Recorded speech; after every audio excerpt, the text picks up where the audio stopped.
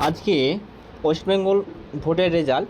তো অনেকেই আছেন সে রেজাল্ট দেখার জন্য টিভির পর্দায় চোখ ফেলে রাখেন, অর্থাৎ মোবাইলের মাধ্যমে নিউজ চ্যানেল শো করে, অর্থাৎ দেখেন। তো আপনি কিভাবে দেখবেন না অ্যাকুরেট যে নিখুঁত মানে রেজাল্টটা কে কত এগিয়ে আছে কে কত পিছিয়ে আছে সেটা কীভাবে দেখবেন, চলেন দেখা যাক।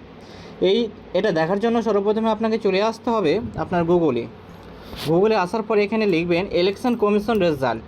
তো ইলেকশন কমিশন রেজাল্টে চলে গেলাম। আসার পরে প্রথমে দেখতে পাচ্ছেন প্রথম যে ওয়েবসাইটটা, সেই ওয়েবসাইটটা আপনি ট্যাপ করে নেবেন।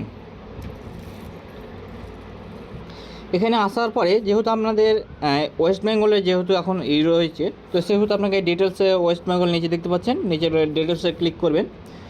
নিচের ডিটেলসে ক্লিক করলে এখানে আপনার যে যতগুলো প্রার্থী রয়েছে বা রয়েছে এখানে দেখিয়ে দেবে।